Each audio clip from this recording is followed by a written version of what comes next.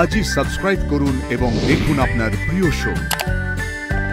ও জেঠু, আমি তোমাকে আর চোর জেঠু বলবো না গো, কোনোদিন বলবো না, কোনোদিন না, আমি তোমাকে কথা দিলাম। আমাকে কিন্তু আজকে তুই আটকাবি না ছোট। দিদি আমার কথাটা শোনো তুমি। ছোট, আমি তোকে একটা কথা বলি, তুই আমার কথাটা শোন। তুই ভালোবাসিস তো চমচমকে, তুই জানবি যে আমি চমচমের ভালোর জন্যই এই কাজটা করছি।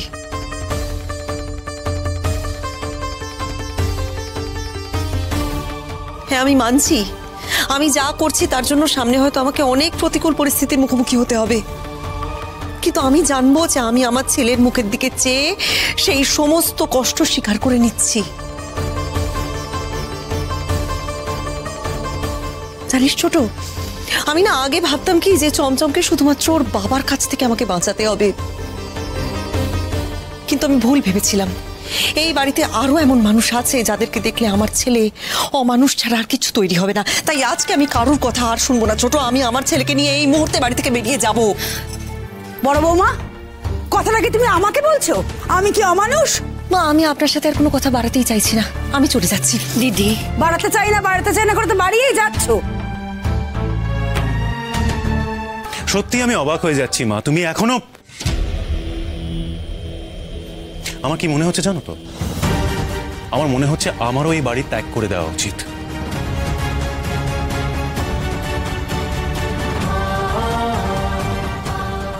এই রে, এটাই যদি চলে যায় তাহলে আমি এই বাড়িতে থাকবো কি করে? আর না থাকলে গয়নাগাটি হাতাবো কি করে? না না, ঝামেলাটা মেটাতে হবে। মানিক, তুই চলে যাবি? এই সুবর্ণ সুযোগ, সবাইকে যদি আটকাতে পারি, এরপরে আমি চুরি করলেও সকলের নজর বাচ্চুর দিকে যাবে। আরে তুই যাবি কেন মানিক? দেখ, একটা ঘটনা ঘটে গেছে, সেটা এই ঘটনা যে আরেকবার ঘটবে না তার কোনো গ্যারান্টি নেই রিন্টু দা।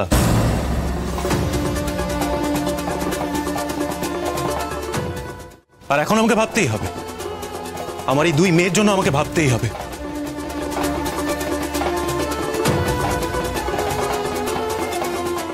সত্যি বাচ্চু, শোন এদিকে শোন। কেন এরকম কাজ করিস যাতে আমাদের নিজেদের লোকেদেরই ক্ষতি হতে পারে? হ্যাঁ, কিসের জন্য করেছিস? দুর্গামণি তোকে চোর বলেছে বলে তো রাগ হয়েছে, তাই তো?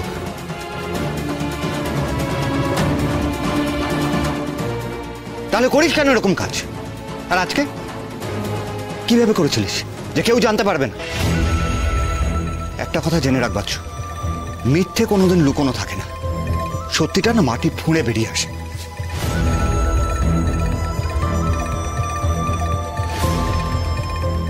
সত্যি যখন বেরিয়ে আসে তখন এরকম কত ঘর ভাঙে তুই জানিস?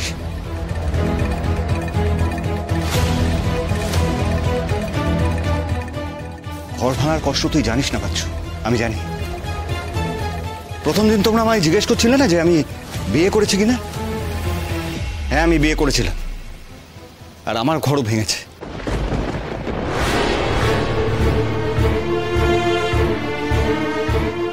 সেটাতে কতটা কষ্ট হয় সেটা আমি জানি। নে, সরি বলে সবটা মিটমাট করে নে। থাক দাদা, ওকে আর কিছু বোঝাতে যাবেন না আপনি, কারণ এমন কেউ কেউ হয় যারা অন্য মানুষের কথাটা কোনো দিন ভাবেই না। কি করছো গায়ত্রী? ওকে আটকাও। আরে কারোর কথা শুনুক আর না শুনুক, ও তোমার কথা নিশ্চয়ই শুনবে। মা, একটা কথা মাথায় রেখো, বৌদি যদি আজকে বাড়ির বাইরে পা রাখে তাহলে আমিও। এই রে, তাহলে দুর্গামণিও আমার হাতছাড়া হবে। বাচ্চু, বাচ্চু, ক্ষমা চা ওর কাছে, বড় বৌমার কাছে ক্ষমা চা বাচ্চু। সুলক্ষণা, তুমিও বড় বৌমার কাছে ক্ষমা চাইবে। বলো বলো, চাও ক্ষমা। কি হলো সুলক্ষণা? তুমি যদি ক্ষমা না চাও তাহলে কিন্তু তোমাকেও আমি বাপের বাড়ি পাঠিয়ে দেবো, এটা বলে রাখলাম। না না না না বাবা, আমার ওইসব ক্ষমা টমার কিছু দরকার নেই, আমি শুনতে চাই না ওসব কথা। শুধুমাত্র আমি আমার ছেলেকে নিয়ে এখন এখান থেকে চলে যাব, এইটা নিয়ে আমাকে কেউ কিছু বলতে আসবেন না। আমাকে ছেড়ে দিন, আমি ওকে নিয়ে চলে যাব। দিদি, তুমি যেভাবে চলে যাচ্ছ, চমচমকে সঙ্গে নিয়ে যাচ্ছ, আমাদের কি অপরাধ বলো তো? আমরা তো কোনো অপরাধ করিনি।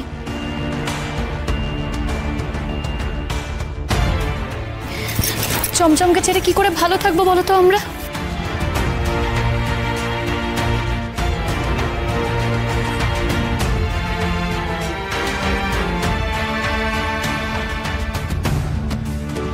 দিদি, ছেড়ে দে ছোট, ছেড়ে দে, আমাদেরকে যেতে দে, আমাদেরকে যেতে দে। আমরা যেখানেই থাকি না কেন তোর সাথে ঠিক যোগাযোগ থাকবে, দেখবি। আমাকে যেতে দে, যেতে দে। দিদি, দিদি তুমি এরকম করো না। দেখো এই বাড়িতে তো অনেক মানুষ আছে, মানুষের সংখ্যা তো কম না। আমরা ভালো মানুষরা মিলে যারা একটু ভালোভাবে ভাবি তারা পারবো না চমচমেটা ভালো মানুষ তৈরি করতে? পারবো না বলো তো? ও দিদি, আমার কেউ ছিল না, টায়রারও না।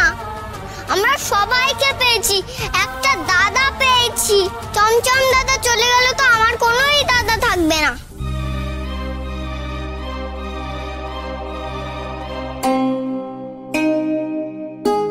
ও ঠাম্মি, বলো না গো, এমন হবে না, বলো না। ও জেঠু, আমি তোমাকে আর চোর জেঠু বলবো না গো, কোনোদিন বলবো না, কোনোদিন না। আমি তোমাকে কথা দিলাম, আমি তোমাকে শুধু জেঠু বলেই ডাকবো। ও ঠাম্মা। দাদা, দাদা শোনো আমার কথা। দাদা, ও দিদি, দিদি আমার কথাটা শোনো। দাদা এবার ঠিক বুঝতে পারবে, দেখো এবারের মতো ক্ষমা করে দাও না গো।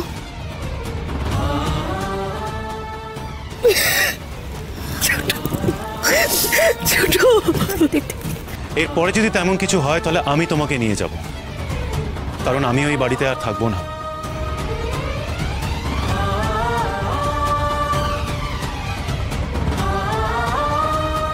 আমি তোমাকেও নিয়ে যাব, টায়রা আর দুর্গামণিকেও।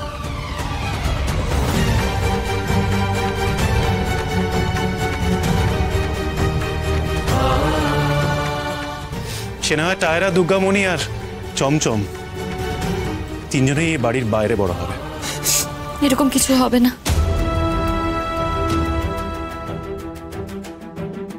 চলো, এসো, চলো দিদি,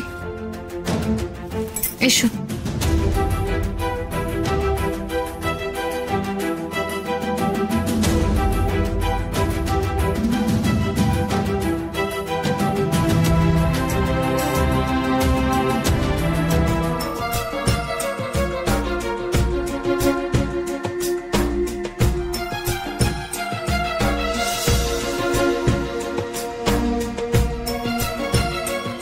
রেগে থেকো না পিসিমণি।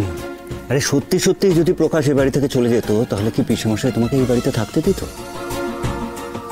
তোমাকেও এই বাড়ি থেকে চলে যেতে হতো। কি হতো ভাবো।